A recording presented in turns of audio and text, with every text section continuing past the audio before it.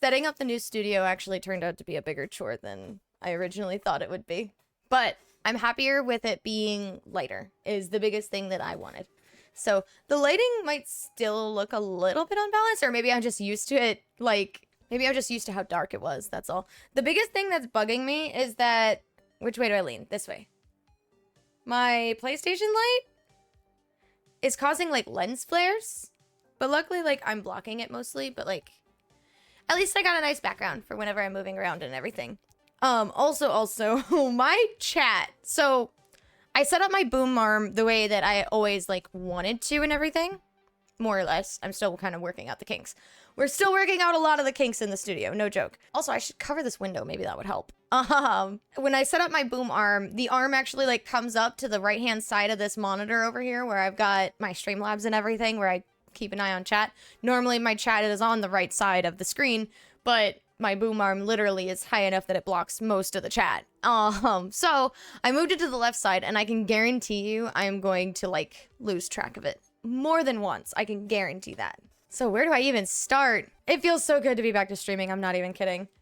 Like, I wanted to stream yesterday so bad, but the studio wasn't done. So, well, I guess where I would start would be the paintings process and everything. So, Bread has a friend who works as a painter, like, so he knows his stuff and everything, and we were talking to him. And actually, hang on, if I lean back far enough, see that blue vent right there? That was the color of this entire room. Okay? A general contractor, yeah, but he does, like, painting and stuff too.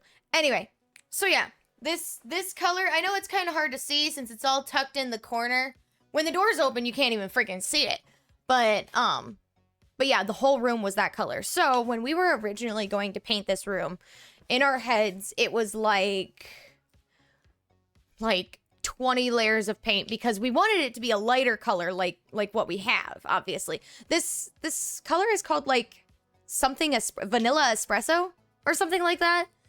Literally the only reason I picked it was because it had to do with coffee. I also liked the color. I wanted to keep things neutral because we were going to be hanging art on the wall and everything. As you can see, I will be playing BioShock here in the very near future. We found this is like an actual, like, movie poster size, as you can see. Like, it's massive. It also glows in the dark. I don't think my webcam will capture that. Maybe one day we can test it out and see. But anyway, so yeah, like, so the whole room was blue, like the truest bluest of blue, right? And we were like, it's gonna take 1,000,001 coats to be able to do this, and, like, obviously the price tag on something like that wasn't something we were really really hopeful about either. So we were hesitant to even start on this room, but then I can't really tell you what it was that made me really want to do this now, but Brett ended up talking to his general contractor friend, and he was willing to paint it for us. If you know what you're doing, it doesn't take 1,000,001 coats, right? So he said that this wall and this wall needed a second coat or a third coat, and then the other two walls he was able to get away with just the fewer coats, which is great. Saved us money in the long run. But yeah, like, when he was done, oh my god, he got it all done in one day too. Like, I thought this was gonna be a couple of days of him coming over, priming it, we waiting overnight for it to dry, then him coming over, putting the first coat on, waiting another overnight for it to dry. I really thought this was going to be a process, but this room had a ceiling fan in it. Had being the key word, we'll get to that. It's fortunate the room has good air circulation. Yes, it had good air circulation, so he ended up pulling the blinds on the windows to let the warm sunlight in. That'll help it would help it dry, and then he turned on the ceiling fan to keep the air circulating. He said it dried pretty quickly. And then I found out that apparently it takes like 72 hours almost for paint to fully dry, like from the top layer to the bottom layer. So he ended up telling me, like, you're supposed to wait like 72 hours before you put, like, light switch covers on and stuff like that, because when you would go to take them off, you could end up peeling the paint with it and everything. So yeah, I found that out. That was new information. But yeah, so the painting was the first hurdle, and that happened That took place right before we left for vacation. It took place the Thursday before the Tuesday we left. Okay. I was still able to stream. I did stream that weekend. I think they were like shorter streams because I was like in a depressive episode because there was just so much going on. It was basically the pre-vacation depression, I guess you could call it.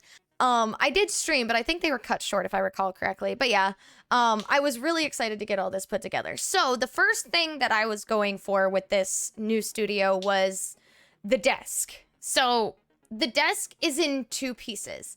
There was this big shelf unit that just sat on the back, on top of the desk. And if you pushed it all the way back against the wall, it was like flush with the rest of the desk and everything.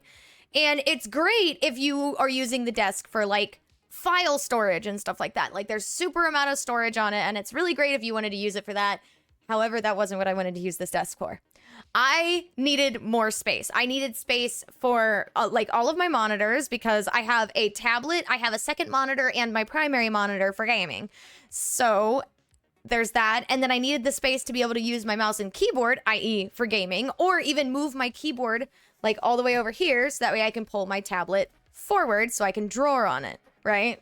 So a lot of the space of my desk was not being utilized because of this big unit that was on the back of it, right? So I straight up told Brad, I was like, we're nixing it. It's not going to go back on the desk. I want it gone. Well, it's not gone. We can actually like, if we wanted to, we might end up mounting it onto the wall and using it as like another shelf. I could always use more bookshelf space. Kind of. I have another bookshelf to fill actually, but that's details. I have my fidget, by the way. That's what, if you hear it popping. I absolutely love what I did with my manga shelf, by the way. These are all my manga / graphic novels as well. Because down here, oh, my microphone's covering it. Hang on. There you go. Down there, right there. Those are my Maximum Ride graphic novels. So technically they're not manga, but they are manga style. But they are graphic novels as well. But yeah, these are all of my mangas. I don't have a whole lot, but the collection will be growing. I do want to get down here. Those are my Kingdom Hearts 358 Days Over 2 manga. I also have a couple of the Kingdom Hearts light novels just because I thought it'd be fun to collect them. And then I want to get the rest of the Kingdom Hearts mangas. Like Kingdom Hearts 1, 2, and 3 at the very least. I might invest in like Dream Drop and Birth by Sleep. Maybe. It's like maybe. Or I might just stick with the ones that I really truly love and roll with that. You read Banana Fish? No, I haven't. I have heard good things about the Banana Fish anime. I think it's a movie. But I have heard good things about it. But yeah, so this is all manga. This is Brotherhood here. I've got the art book back here. And then on the end here as well, there is the 20th anniversary edition on the very end. Demon Slayer art book. I might get there's another anime art book that I would like to get my hands on, but in due time, I've got another art book right here.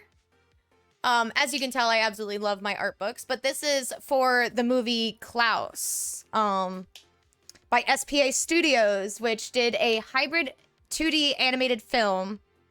So it was very much along the lines of the artistic, creative route that like Treasure Planet took. And wow, the sun just went behind the clouds and I am red now.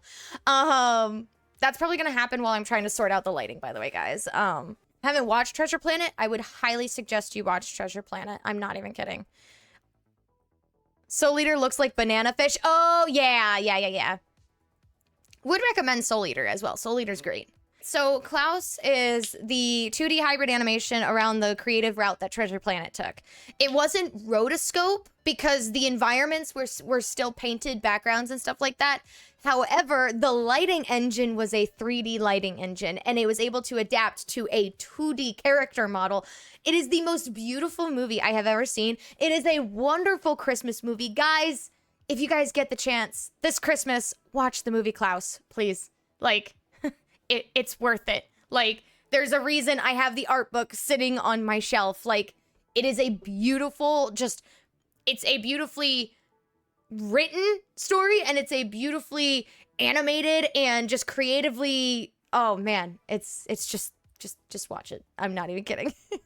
I don't know if it's the most beautiful movie ever, but it's still pretty. Name a prettier movie. Bread. I'll wait. I'll wait. So yeah, the desk was the biggest altar that I was taking from the other room and everything. I wanted to get rid of that extra shelf so that way I could utilize my whole desk space. I'm able to push my monitors back so I'm not being blinded by them, thank God. I actually have space for my 2 playmats. I have 2 playmats. Both of them are from Hell of a Boss, by the way. I got them during like a summer sale. Well, actually, the one is a Look My Way. So I guess that one, I don't know if it was a sale or if it was just limited run. It was one of those. But yeah, I've got Look My Way Stolas and I got Blitz versus Fizzaroli over here. So I literally have one dedicated to my mouse for when I'm like playing Left 4 Dead. And then even when I'm playing Left 4 Dead, I have my keyboard like not that far over. It's like over here. So now I have plenty of room to be able to use my mouse, and it makes me so happy to have so much space. The only things that I have not brought in here and hooked up yet are my capture card, which also coincides with my PlayStation 4/PlayStation 5. Depending on which one I'm going to be bringing in here first, it'll probably be my PlayStation 5. I just haven't fully decided yet. Into the Spider-Verse. Into the Spider-Verse is pretty, yeah, but I wouldn't say it was prettier than Klaus. I think Into the Spider-Verse was a better film, but I wouldn't say it was prettier than Klaus. I'll die on that hill. Howl's Moving Castle or Spirited Away prettier than Klaus? Ooh. I've missed so many movies. I don't watch movies. I don't really watch movies anymore myself. Like, there's no good movies coming to theaters recently. So I feel that. I would say that Spirited Away and Howl's Moving Castle might be prettier than Klaus. However, Klaus was definitely more innovative than Spirited Away and Howl's Moving Castle. Strictly because being able to adapt a 3D lighting engine to a 2D character model, that is just incredible to me. So as far as my desk setup goes, the only thing I need to worry about is bringing in my capture card, which for somehow I've run out of USB ports already. And I'm not really sure how, because I had everything plugged in before, and suddenly I'm short a USB cord for my capture card, and now I'm just confused. So that I need to sort out. Maybe there's one hidden somewhere that I just haven't noticed yet or something. Bringing the desk in was probably the hardest part because we had to take both of the doors off because this desk is huge. And like even like rotating it up on its side, it was basically the same size. I've got a bookshelf here. The 2 behind me, technically. And then I've also got one here in the back corner of my room. And I have extra shelf space now. I need more books. Which I know Bread loves hearing me say that. Before we ended up painting this room, I actually had forgotten about a bookshelf that we had stored in here. So not long after moving into the house, we had to basically tear it completely apart, right? And one of the bookshelves wouldn't fit in the little room in my old studio. It was a smaller room than this one. So it wouldn't fit, and we left it in here, and I had completely forgotten about it while we were going through all that chaos, right? So I technically now have an extra bookshelf, which also has now turned into me having extra bookshelf space. So I need more books. So not only this one, I was super proud of the way that it turned out and everything by putting the art book in the back and everything. Like, I think this one looks really, really nice.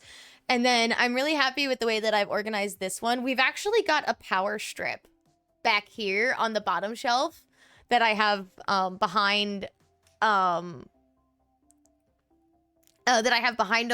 those books. That way it's hidden.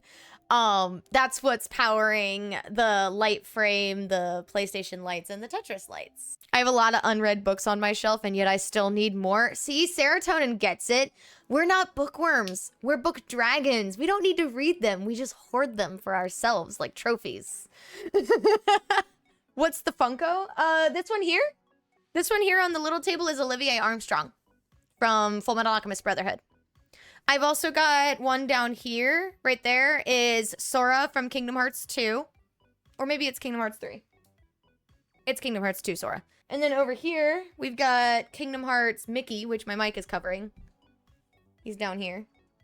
Right there. I've also got Hiccup over here on this one, you guys can't see it. This whole shelf is like, miscellaneous books, like books I've had since I was in like middle school. There's some other books, like stuff that I wanted to like study. I've got Sam Dean and Castiel from Supernatural, of course. Tiny Tina's somewhere over there. I can't, on this shelf. I just can't remember which shelf. So yeah, and then I also organized these shelves by genre, which like is something that like I've seen these videos of people organizing their bookshelves by color, which, okay, it's cool when you have like a whole rainbow on your bookshelf. That's all well and good. However, your author needs to all be on the same shelf, okay? Like down here on this bottom shelf, that's like all of my like pirate / ocean adventure kind of books, which includes Trisha Levenseller's Daughter of the Pirate King, Daughter of the Siren Queen, and Vengeance of the Pirate Queen. So those are like pirate themed, but I also have Trisha Levenseller's Blade of Secrets and Master of Iron. They're the same author. They are on the same freaking shelf, regardless of the genre, because Master of Iron, I mean, Blade of well, both of them, they're fantasy. They're not pirate or ocean adventure. They're fantasy, but they are both by Trisha Levenseller, so they're staying together on that shelf. My fantasy shelf is actually this one, that one. If you can see it, that's Toothless. That's my Toothless piggy bank poking his nose out there. Those are all my fantasy books. Not all of them, actually. I spared a couple, like some of my least favorites. I put them over on this shelf where you guys don't see it. I wanted to put like my favorite books over here. So that way you guys can see the kind of books I'm into. I don't read books. See, I went a really long time not reading books, and I'm actually a really, really slow reader, but I absolutely love it. Like, and I'm not even one of the people who sees the images in my head. I actually read a book like somebody's telling me a story. And a lot of people think that it's weird that I still enjoy reading in that sense, but I personally still really enjoy it. This one, like, okay, so am I the only one who calls fiction books slice of life? Like the ones that like take place in like an IRL setting, like John Green books, you know, they're like they're like real settings, real situations, but they're made up characters. But like, I don't like calling it just fiction. Like, I like calling it like slice of life. So like, that's what I've got up here. I've got like 4 John Green books. I've got Turtles All the Way Down, Looking for Alaska, Paper Towns, and Will Johnson? What's it called? Will Grayson? Will Grayson. That's just a you thing. I like calling it that. There was a book that I also heard very little about, but I absolutely fell in love with the book cover. It's called You've Reached Sam, and I genuinely think that that book is going to make me cry. But yeah, that one up there, though, that's my slice of life shelf. That's why Dan and Phil are there, too. I also have Dan's book, You Will Get Through This Night, but I haven't finished it yet, so I'm reading that one very slow. But eventually I'll have to find a spot for it up there. These ones here are all indie authors. So these ones are the ones that like self-published, and I found on Instagram that they're like marketing their own book and everything. A couple of them like I fell really in love with. There's this one that's called The Blood That Binds Us, and it's a vampire romance story. It was super fun. The cover is so pretty. It's like pastel pink. Oh, I loved it. And then there's the City of Smoke and Starlight. That one was really interesting. There's another one that I've heard like both good and bad things about. It's called Lightlark. And I'm genuinely excited to read it because the 3rd book was recently released and I only have the 1st book. So I'm really hoping that I like it. Like, I've heard people say bad things about it, but I think people more have a problem with the author because like the way that she marketed the book, a lot of people are like calling her out on that, which I mean, like, guys, it's marketing. She's just trying to get her word out there. That's it.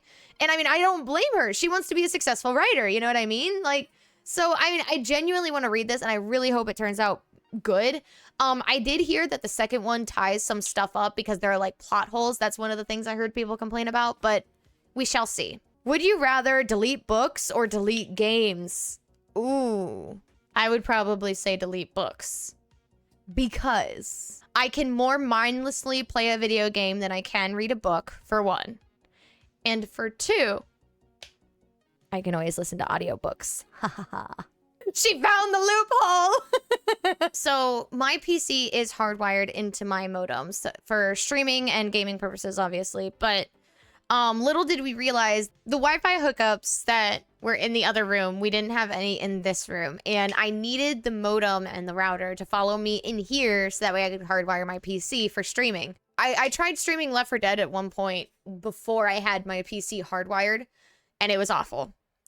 So I don't ever want to go back to that. So luckily I live with an electrician, right? So I had, like, Bread was able to take the cord, or not that cord specifically, but he was able to basically install the outlet for my Wi-Fi in here, which is great. Which was already more work than I thought it was going to have to be, right? Let's give an applause for Bread. A round of applause for Bread, yes. You just wait, because if not for Bread, this studio would not be done. Like, he had to cut a hole in the wall, he had to go down into the basement and feed the wires up and everything. It was a lot. It was already more work than I thought it was going to have to be. All the while he was doing that, I was stocking my bookshelves. That's what I was doing, okay? And then when I set up my whole setup, we wanted to put the light frame and everything up, but then it all got really dark for the art over here. So we ended up having to switch out. There was originally a ceiling light and fan in this room that we switched out for track lighting, that we have the spotlights kind of rotated out so that way it's darker in the middle for the light up frame, and then you get the lighting on the bookshelves and everything. It just makes the room feel so much more comfortable, in my personal opinion. So yeah, that was a chore. Not to mention when we put it on a dimmer as well, otherwise it would be stupid bright, right? So Bread bought a new dimmer light switch. The first time we hooked it up, the thing was reversed. You flipped the switch down and the light turned on. I'd never seen something like that before. And even Bread, who works as an electrician, like that is his job, he got stumped by this. Like, we ended up contacting his one coworker and was like, what are we doing wrong? We're completely lost. We could not figure it out. Do you have inverted controls enabled? But yeah, the studio definitely was a bigger project than what we originally thought. We are actually going to touch up some things. We're going to try to adjust this spotlighting so that way there's still a darker section for the light up frame to really shine, because we like the way that it lights up. So we want to appreciate that a little more. You missed the red wire and blue wire. You're actually colorblind. No, Poe, that's me. I'm the colorblind one. We can't both be colorblind, otherwise we have bigger problems. Are you actually colorblind? Yeah, I have a deficiency against blue. I didn't even know you were colorblind. I don't talk about it a whole lot because it's not bad enough that it like affects my everyday life or anything like that. It's only a deficiency. Like, I can make out like I can differentiate like blue color from other colors. It's when you get like colors like periwinkle, like those ones I can't. Like, I see it, like, as just purple or something like that. Like, unless it leans more heavily into blue, which then I don't even think it would be considered periwinkle anymore. But what I would see would be more leaning into purple. It gets more neutralized, I guess. Does Finn know her headphones are blue? Yes, I know my headphones are blue. I can see that. What does your blue hair look like to you? It was blue. Because I chose pretty saturated blues for my hair. Like I said, it's like colors like teal. Like, I can't see colors like teal because, like, they're this weird in-between green and blue color. So my brain can't pick out the blue in that kind of situation. So it just looks green to me.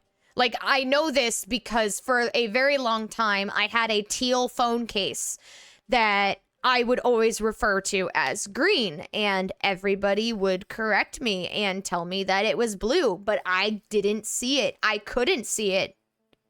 So it always messed with my head. What color is the Would You Kindly poster? It's green. Because it's under the water. It's under the ocean. It's green. With neon lighting. Don't tell me I'm wrong on this. One art stream, you couldn't pick a teal color. I do remember actually asking Bread if it was teal. Yeah. I remember calling Brendan and asking for confirmation on the color, yes. The sides are a pretty blue? No, they're not. No, it's not. It's green. The center with the would you kindly is a brighter green. And then it darkens on the sides. It's not blue. There's no way. I really am colorblind, guys. Unless there's enough saturated blue within the color, I can't see it. Like, blue has to be heavily saturated in order for me to see it. Wow.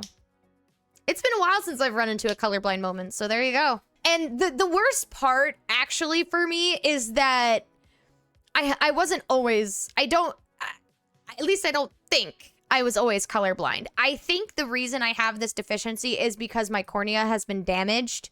When I was younger, I got burned in the eye with a sparkler. And I think that caused damage that just was... It was enough that it messed with, like, my perception of color or something like that. I don't know if that's actually a science that could happen, but that has to be why whenever I look at it, I see green rather than recognizing it as a teal color. You know what I mean? Because, like, if I was born colorblind, teal would always look teal. You know what I mean? But the thing is I know what teal looks like, and I know that's not what it looks like, at least not to me now. Good thing you didn't lose sight in that eye. The vision in that eye is worse than the other one. It always has been. The prescription is 0.5 prescription stronger on my right eye than my left because that was the eye I got burned in. So yeah. Yeah, you're right though. I could have very easily completely lost my eyesight in one eye in that situation, but I think I just got lucky, and when it happened, it burned me like right in here. I had more of a mark on my nose in here than I did like on my actual eye. So I think that's where I got lucky.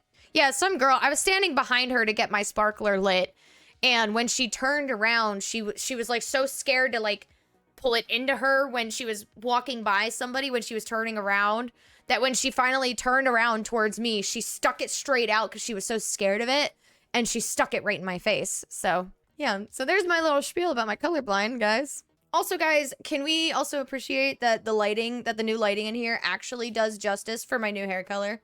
Like, you can actually see the purple and everything. It's far from perfect, but... Oh, I forgot I had dry shampoo in my hair. Yuck. Now my hand's all gross. I'm gonna miss the dark cave known as your prior setup. Nah, I like it being lighter. I'm hoping that this lasts until October, so that way I can do the Terrible Influence look for when I go to Dan and Phil's Terrible Influence tour. Which I also already have colors for that. Some, not all. I need to sort out a couple other colors.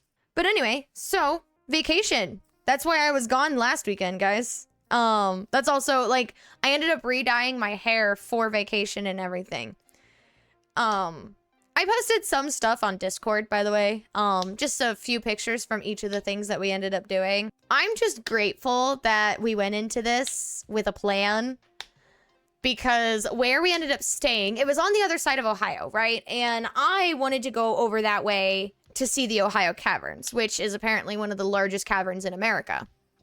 Or one of the largest crystal caverns in America, my bad. So that was the whole reason, like, I wanted to go over that way. But then I started looking at, like, other things in that area, and, like, there was other stuff that we could check out. I was like, okay, cool. We can just stay in this area, and we can go do multiple things. And we were only gone for, like, 4 days, right? But no, when we got there, like, so we stayed in the Dayton area of Ohio, right? And Dayton is a college city. So I thought that, like, Dayton would actually be kind of, like, nice and everything, and there would be, like, a lot to do and things like that. We stayed, like, a 30-minute drive outside of Dayton, but there was a fat stack of nothing out there, guys. I'm not even kidding. Hard air quotes on college city. Yeah. We ended up going into Dayton because I had found out about a bakery. It was like a locally owned bakery, and it had like French pastries and stuff like that. So I wanted to go check that out, you know, like, just something fun to try. Of course, the day that we decided to go into downtown Dayton, by the way, there was no parking. Traffic was awful because nobody knows how to drive. And of course, we get to the cafe, and a very quickly scrawled out piece of paper said, "Closed today, we'll be back tomorrow." So I already have a lot of anxiety driving in places that I'm not really familiar with because like I don't like not knowing the parking situation. I don't like not knowing where I'm going. Even with a GPS and everything, I still get so stressed out. I don't know why. I can't really explain it. So I saw that sign and I was like, all right, let's figure out, there's got to be something else we can do in Dayton, right? So we ended up pulling over to a nearby McDonald's that we ended up passing. And I was like, all right, Bread, go ahead and look up if there's somewhere you want to go. If there's like a cafe, a locally owned cafe that you want to go check out, blah, blah, blah. I'm going to run into McDonald's and I'm going to go to the bathroom real fast. No. So the McDonald's was double wrapped in the drive-thru, by the way. So they were very backed up. I walked in and the line was to the door. And I walked over to the bathrooms just to run to the bathroom real fast. And it says, ask cashier for a key. I was like, all right, I'm going to go back to my car. I'm going to lock the doors and we are going to leave this area as fast as I possibly can. I did not feel comfortable after that. So yeah, suddenly I felt really uncomfortable in Dayton since like how many people were around and how I just got really uncomfortable. Luckily as well, where we were staying, we were like I said, we were like a 30-minute drive outside of Dayton, which made me feel a lot more comfortable. However, when I say there was nothing out there, I mean it. Like the town that we ended up staying in, most of the businesses got shut down and stuff like that. There was a place that we ended up going to for dinner. It was called Speakeasy Ramen that we read some good reviews about and everything. I was not impressed. There was another place that we went for dinner. It was a place called Milano's. It was like Italian and stuff like that. So I got a really big calzone. That place was really good. But like the thing is like Bread is on a pretty strict diet as well. So finding a restaurant with something on the menu that he could eat and enjoy can be difficult sometimes. It was really unfortunate that we were struggling not only to find somewhere to eat in general, but also somewhere where Bread could find something that he could eat too. It was kind of nice though when we were out there and it was as quiet as it was, because there weren't a whole lot of people around, because there wasn't the bustle and hustle of all these businesses around. So it was kind of nice. I think we picked as best a place to stay as we could that was in the location that we wanted to stay, that was close to Dayton because we wanted to go to Dayton. That was close to the Ohio Caverns because we wanted to do that. And there were state parks there and everything that we went and checked out. In Dayton as well was the Air Force Museum, which I had no idea what the crap that was, right? But it was in Dayton. It was near where we were staying. And apparently Bread, little did I know after living with the guy for 8 years, but I had no idea he had this obsession with airplanes and flying and stuff like that. Turns out he at one point wanted to be a pilot growing up, like as a career. Never knew that. I've lived 8 years with the guy and just found this out. It was very cool though. The Air Force Museum is literally an active Air Force base. So there were military personnel roaming around, and it was a little bit weird when I saw like the military like walking around doing their thing while we're just kind of perusing around all these planes and everything. And it was like 4 whole hangars filled with like planes and history and stuff like that. So we got there when it opened at 9 a.m. And by the time we left at 3 o'clock, I had done 10,000 steps that day. I made my workout goal. But yeah, so it was like the Air Force Museum, like obviously I wasn't like geeked out about it, but it was kind of cool because they had like a whole section dedicated to the Wright brothers and everything, and like the start of aviation and things like that. And I thought that was really cool. And another thing that I thought was really cool is like you're walking around in this hangar and you're looking at these little planes and you're reading the plaques of like why they were designed the way that they were or what their goal was with this one and stuff like that. And then you look up and you realize you're standing under another plane with these little planes underneath this said plane. I didn't know planes could get that big, guys. It was crazy. And then there was a hangar as well with rockets in it. Like massive freaking rockets. And it was like they were so freaking big that when you walk in, you just see the base of them, and then you have to like literally crane your neck to see the top of them, and you can't even see the bloody top of them because they're straight up in the freaking air, right? Like, you look up trying to see the top of them. You can't see them. So when you bring your head back down, literally vertigo. I kid you not, there was one point in time I thought I was gonna fall over when I looked back down because oh my God, I got so dizzy because they were just so freaking big. The president's planes, yes. So there was a section where we went through 4 or 5 different president's planes. And like just watching throughout the years how much they change and how much bigger they got and things like that. One of them was after, oh man, Bread, which one was it? Lyndon B. Johnson. Yeah. So there was a part in this presidential plane that there was a plaque there with a picture, and it was like right here on the plane was where this president was inaugurated after the assassination of the president before them. Like, they literally inaugurated him on the plane that we were standing on. Like, that, see, that kind of stuff is cool to me, right? Like, I like the history of it. But no, Bread was actually looking for like specific kinds of planes and stuff like that. Some of the names of these planes is actually kind of clever. I thought that was fun. There was one Bread was looking for, I think it was called, what, a Hellcat? Actually, though, one of the things that I did find out as well is that I didn't realize how much the Air Force helped in like space and helped NASA with like space stuff. You know what I mean? Another thing that I ran into while we were there as well. So outside of the museum, there was the memorial park where they had like monuments to like for designated sectors and things like that. My little brother is in the Air Force, and he is what's called a loadmaster.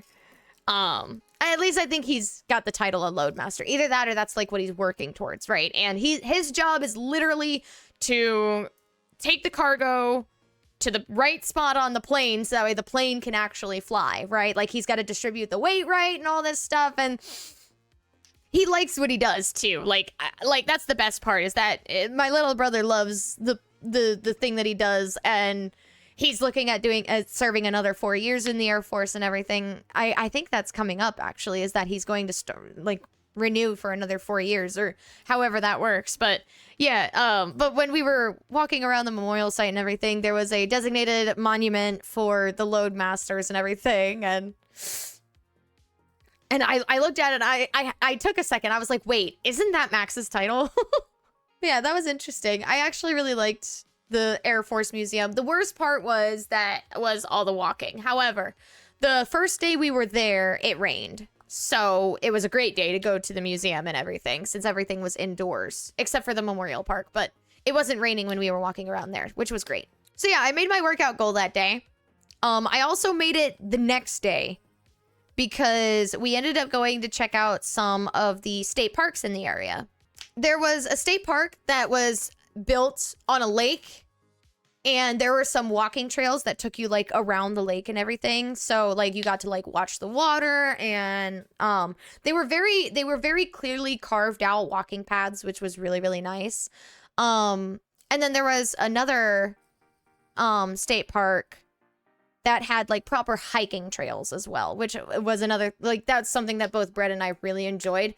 The last trip that Brett and I actually took was a few years ago. We ended up going to Hocking Hills, which is a state park in Ohio, that it has like a crap ton of trails and everything, and it's a beautiful, beautiful state park. So like hiking trails is like right up our alley. Just like the unfortunate thing is that those first couple of days I hit my workout goal because I was so active, and this was supposed to be a vacation. So like I was not resting. I was getting my exercise in, which was fine, but at least it was the first couple of days, where the next couple of days I was able to like relax and everything. The next day after that, though, we had decided to make the trip to the Ohio Caverns, which was like a 40-minute drive north from where we were staying, which wasn't that bad, especially since we drove over there. I had my car. And that was the whole reason I went. Because like, I don't know what it is about like caverns and caves and stuff like that. The stuff that just naturally happens like that, I have always really liked that stuff. And not to mention, like I said, the Ohio Caverns is one of the largest caverns in America, or maybe it's just Ohio. I can't remember. I think it's America. I can't remember. But we went there, and like it was like a huge thing in the area as well. Like billboards are everywhere for it. It was kind of weird how much direction I had getting there and everything. Do you guys have ice caves over there? No, I don't think so. We do have river caves. We ended up finding out about a cave system that you can actually like kayak through. Brett and I will probably make a trip that way one day. Luckily, there wasn't a whole lot of like walking around. Well, like there were tours for the caverns and everything, but it was nowhere near like what we were doing like at the state parks and everything. Like it wasn't as much walking. There were 2 different tours, and one of them was the history of the caverns and everything, like the people who discovered it and like some of the first people who went in and blah, blah, blah, blah, blah. Like that was really fascinating to me, especially like the guy who originally found it. Apparently, like, he let people like go in and explore and everything. And what he would do is he had like multiple oil lanterns that he would send people in with. And he had a set number that he had. And what he would do is he'd give them one and say, go have fun. And at the end of the night, when he counted all of his lanterns, if there was still one missing, he would send people in to go look for them. There was a lot of like cool structures on this end. Like one of them was the giant's coffin, where like if you moved your light the right way on the rock, it literally looked like a coffin laying there. But if you moved your light right, it actually looked like the lid of the coffin was like opening and everything. And like they mentioned like playing pranks like that and stuff like that. I thought that was fun. There was like a bunch of names carved into the walls of the first people who made it like further and further in. There was a couple of ladies who signed their name in lipstick on one of the rocks as well, and it's still there. Like, I thought that was crazy, actually. And he mentioned, he's like given the time period that like they got in there, like they were wearing dresses through all this mud and stuff like that. And I couldn't imagine like going down there in like what I was wearing, which one, it was cold. I had a cardigan and like jeans on and stuff like that. And it was already cold. And these ladies were in dresses knee deep in mud down here in this cavern. Like, that's crazy. But yeah, they had like the historical side. Apparently like the caverns were discovered on one person's property.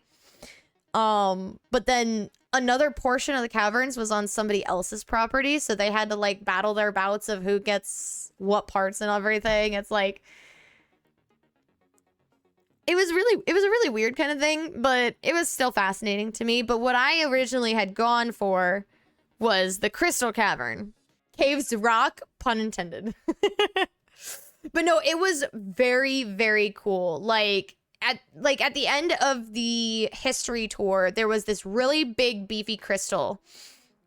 And I mean, it was a chunk. Like it was huge. And obviously it was like a couple million years old, right? Because that's how long these crystals take to form and everything.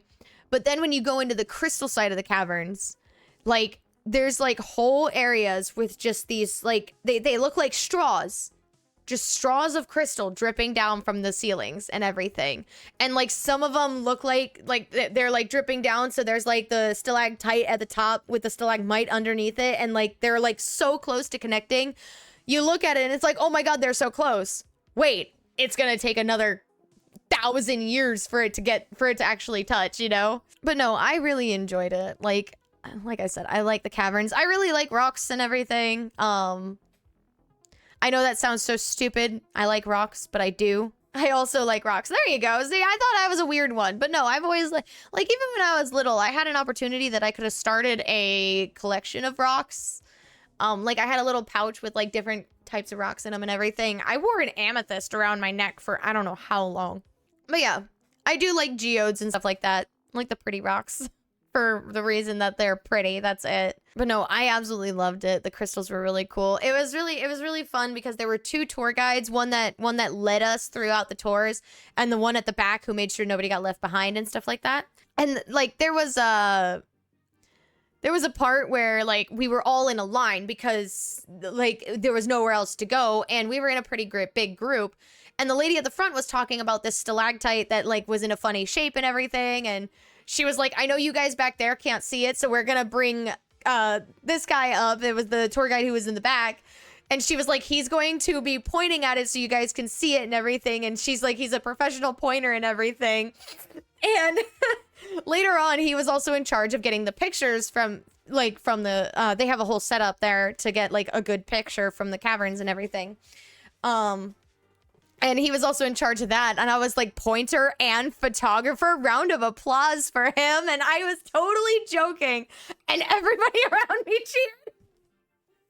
He was great though. They were like, really, the tour guides were really great too, which I think made that a lot of fun. Once in my life held a piece of meteor was such a strange feeling. Yeah, I get that.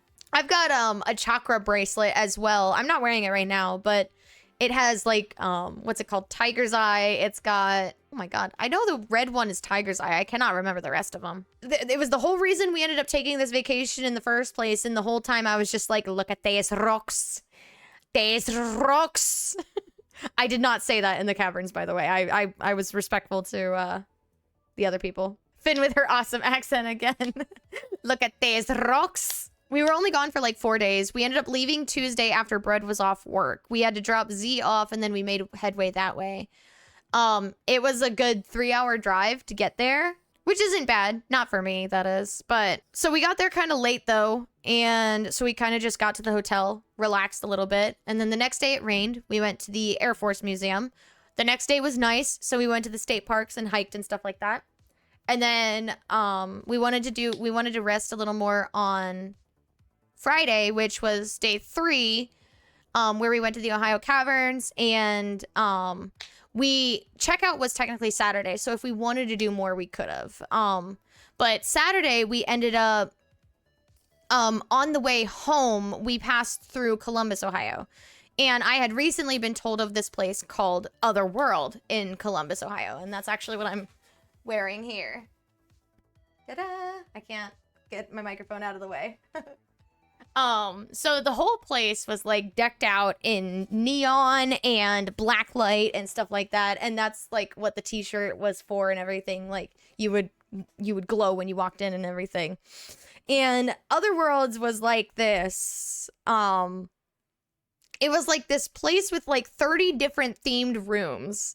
And all of them were like different designs, and everything was like neon, or like some of them were just literally, one of them made me think of like Bendy and the Ink Machine. It was like everything was like sepia tone, and it was just weird, right? And like when you walk in, you're like, what am I supposed to be doing here? Like I thought it was an illusions museum. So I thought it was literally just a museum like with different kind of optical illusions and stuff like that. No. It was not that. And actually, it was really nice because there was like stuff for adults and the kids. Like there was like jungle gym areas basically for kids, which was really nice as well. But no, so all of these rooms were like a maze intertwined with each other. And some of these rooms had really nice little puzzles to try to figure out, right? So there was a couple rooms that felt very SCP kind of thing, like very like underground science experiment stuff going on. And one of them, you were basically combining a bunch of like plant biology to make something else and everything. So you're looking around the room and you press these buttons and stuff happens, but you needed to find the right combo. And on one of the walls, there was a bunch of writing that you had to decipher. You had to take wild guesses to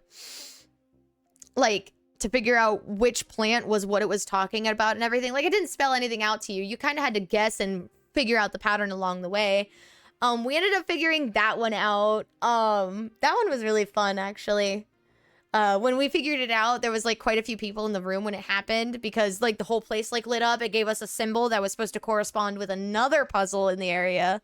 And like the people around us, like one of them was like, I've been trying to figure this out for the past hour and stuff like that. There was a room that seemed like a master control room, and like there was like 6 different monitors that like had cameras in other rooms and stuff like that, so you could like jump scare some of the people. One of the monitors had a phone number on it, and if you called it, you called the room the camera was in. It was really funny. Like even Bread and I saw that. We went to the room, found the phone. He sent me back to master control to call said phone, and it actually worked. It was really fun. Like it's so stupid, but it was so fun. And then one of the monitors was on a cooldown. It was like a 60-second cooldown whenever you press the button. When you press the button, you got rickrolled. Every monitor started playing Never Gonna Give Me Up. It was my favorite button. like I said, throughout all of these like 30 rooms, you had puzzles to solve, and each puzzle gave you what looked like a hieroglyphic, maybe, like you could kind of compare them to that. It was just some symbol, right? And in the center of all of these rooms, there was what was called the treasure room. And in the treasure room, there was a big thing with like all those symbols on it. And I don't think it was on when we were there because there was just like too many people there or something like that. But it definitely, like, the symbols that you unlocked when you finished all the puzzles corresponded with getting the treasure in the treasure room. What that treasure was, we never really found out. But the funny thing was every single time you walked through a room, even if you've already been through it, you discovered something new. So there was this one room that was like spider web, right? Like, so there was strings all over the place, and there was some like pattern of symbols on the bottom of like little like cages that was hanging from the spider webs or something like that. So we thought that had to do with another puzzle. But then when we were walking through this spider web room, literally an hour after we'd already been there, you could pluck the spider webs and they made a violin sound. There was another room where like there was like these tubes that were hanging from the top and sticking up from the floor and everything. And if you put your hand in between them and like bopped like the top and bottom of it, it made like a drum sound. Like, it's like you could walk through there for hours and still discover new things. It was crazy. Some of the rooms were kind of just like there for fun. Like one of them was like there was a bunch of hanging lights from the ceiling. There was like 3 or 4 different infinity rooms where like you walked in and there was just mirrors all around you, so it just like felt like it never ended. One of them was like it was a room with a couch and a record player, and you could put a record on the player. And I don't know if it was like magnetic or something like that, but it would start playing music and the lights of the room would correspond with the music and everything. So it was actually a really, really fun place. I was really glad we stopped there since it was on the way home from where we were staying. Like, it wasn't out of the way at all. It was actually really fun. It would be really fun though, is if we could get like a big group of people and like go all together and maybe actually work out all those puzzles and stuff like that. I don't know if you can like do like private sessions if your party is big enough, but like I feel like something like that would actually be really fun. It was like partway through our vacation, by the way, that we had decided that we were going to do other worlds and everything. So I originally wanted this vacation to be something very like calm and like so that way I could refresh and everything. And it didn't really turn into that, right? Like, we were like nonstop most of the time. We did have a couple of times where we did like just kind of chill at the hotel room when we had a couple of hours in between doing something. But then Friday, after we were done at the caverns, it was kind of nice. It was it was like the higher 70s degrees Fahrenheit and everything. And so it was nice. And like I said, the one state park was on a lake and there was a public beach area and everything. So we were like I wanted to go and I wanted to like sunbathe and read a book and stuff like that. And so we were chilling there and Bread was like, we're gonna hang out here for the rest of the day. We'll just hang out, watch the sunset and everything. We were there for a few hours at that point, right? So I don't even know how to approach this. Because it's like this huge deal, right? Like I don't know how to make a big deal about it. So I'm already shaking. So we were hanging out there. We were letting the sun set and everything. The sunset was beautiful, by the way. Like the sun actually like went down like across the water from the beach and everything. And it was actually like a really nice angle. I will put some more pictures on Discord and everything. But while we were standing there watching the sunset, ooh, big deal. Yes, a very big deal, because while we were watching the sunset, Bread had come over to me and we were talking and everything, and he makes a comment. He goes, what was your favorite part and everything? I was like, I guess the caverns or whatever. Like, I got to see pretty rocks. And he goes, I found a pretty rock. What? So yeah, Bread found a pretty rock while we were gone. It sparkles. It does that. So yeah, Bread proposed while we were there, while we were on the beach watching the sunset.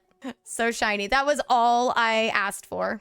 This has been something that we'd been talking about for a while, and I mean a while. Like, it's been a couple of years that, like, since I originally mentioned something.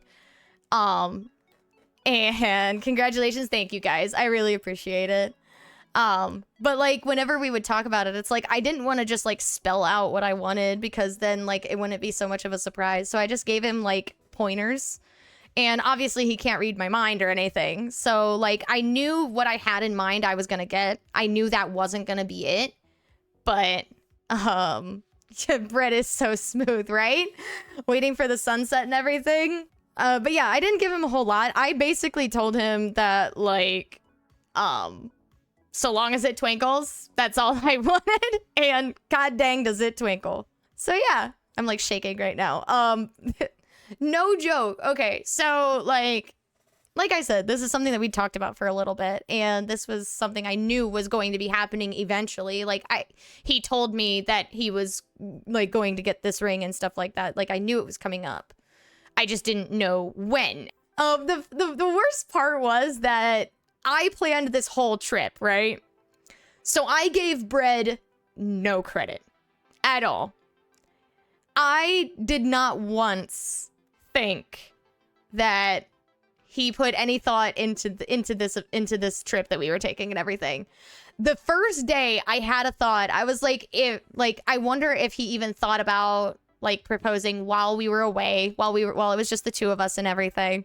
Then I was like, no, I planned the whole trip. There's no way he thought about that. And sure enough, I'm an awful person. And then, so, after it happened and everything, it was hard for me. Like, it's really hard for me to be like excited about stuff, I guess. And like, it had hit me like after he asked and everything. Obviously I said yes, guys, but it hit me like a minute after it passed and everything. I felt like I was gonna just break down crying and everything. I didn't sleep a wink that night. I hardly slept. Like, I was tossing and turning, just reeling it all over and over and over again. So I texted a couple of friends of mine that night. It was rolling up on 10 o'clock by the time we got back to the hotel and everything. And so I texted a couple of friends who I know would want to hear it directly from me rather than me just posting it on Facebook or whatever. So I texted them. And the funny thing is that they, like, I told them that he proposed and everything. And their question was, what did you say? It's like, oh, I had to sleep on it. I've only spent 8 years with the guy now, so... Even my mom was like that. Like, I called my mom to make, like, my mom was one of the first people I called to tell rather than just a text message. But she was even like, what did you say? I was like, I had to sleep on it. Like, no, and then I had the thought of calling my grandma because I know she'd want to hear about it as well. But it was 10 p.m. She was either in bed or 6 bottles deep of wine. So I didn't want to talk to her at that point anyway. So I ended up calling her the next morning on our way to the other worlds in Columbus. But oh my God. Okay, so you know how you have this idea of something and then it actually happens and it's just kind of like, for lack of a better word, underwhelming, which makes me sound like an awful person because, like, that's literally how I felt about that night. Like, I didn't really have any ideas of what I wanted out of the proposal. I just really honestly, I even told him, like, I just wanted the ring at that point. It makes me sound awful because, like, there was parts, like, I was reeling it over and over and over again in my head, and I was thinking of stuff that we could have done differently, and I don't know why I was thinking like that. Like, it sounds awful. But no, I just kept reeling it over and over and over again because, like, one, it was over and done with so fast. Like, I don't know, like, everybody I've talked to has mentioned how, like, they felt like from the guy's perspective, like, when he asks her, he felt like he had to wait forever for her to answer, right? Like, but for me, it was over and done with so fast. Like, I think it was over and done with so fast for Bread, too. We were both downright shaking afterward. So, yeah, it was weird. Like, I just kept reeling it over. And, like, the next morning, I actually, like, I got up and I did my makeup and everything because we were going to go to other worlds and everything. But I literally started almost breaking down after I did my makeup. I'm not even kidding because I felt like an awful person because I kept rethinking something that should be so sentimental to me. It is, like, don't get me wrong, I absolutely loved the way it happened, and it was a great scene, I'm not even kidding. And I couldn't be happier. Last night, we had to run out and grab something while we were trying to wire up the new track lights in here and everything. And the sun was going down, and it was, like, turning that same orangey reddish color. Granted, we were just, like, in town, so it wasn't, like, a pretty setting or anything like that, but the colors were that same orange and red that I was seeing that night. And now, as cheesy as it sounds, the sunset will now remind me of that. Which, the other funny thing is god dang it, that when he asked me, when he proposed, it was 5 days before our 8-year anniversary. So our anniversary, our dating anniversary will be the 24th. Our engagement anniversary will be the 19th. So what's 5 days before then? The 14th of July, I guess, will be the wedding day. I guess that's what we'll roll with. Also, though, the part... It's another really pathetic thing. I know. I'm an awful person, by the way, guys. I really am. I should just be excited and happy, but no, there's parts that I'm, like, sad and disappointed about, I guess, because I'm just an awful person. Obviously, when he proposed, he gave me the new ring and everything. Not happy about taking the last name of a trash bag company. Yeah, I'm not too excited about becoming a Hefty, if I'm honest. I'll always be Finn Halter to the internet, but... legally, I'm changing my name to Hefty for sure. When he proposed, he obviously gave me the new ring and everything, and I absolutely love it. I couldn't be happier with it. But after 8 years of us being together, about a month into our relationship, he got me the Clawdaw, which is the ring that you guys are most familiar with. Like, I've been wearing it since the beginning of streaming. It looks like this. Camera won't focus on it. Bread got me that a month into us dating. It was a promise ring, basically. Not as serious as an engagement ring, obviously, but it was a promise nonetheless. And so I have been wearing that ring for 8 years now. And I even have a tan line on my finger from that ring. So there was a small part of me that was actually really sad that I had to put the Clawdaw away. The funny thing is that the Clawdaw is a Celtic knot that has a different symbol depending on how you wear it. So there's a heart on it, and if you're wearing it on your right hand and the heart faces away from you, it means you're, like, available, right? If you turn it around, it means you're in a relationship if it's on your right hand. If you put it on your left hand and the heart is facing away from you, that means you are engaged. And then if you turn it around and it's facing you on your left hand, that means you're married. I always wore it on my left hand because I'm dominantly right-handed, and it bothered my right hand. And then on top of that, I normally wore it with the heart facing me because the heart had a crown on it.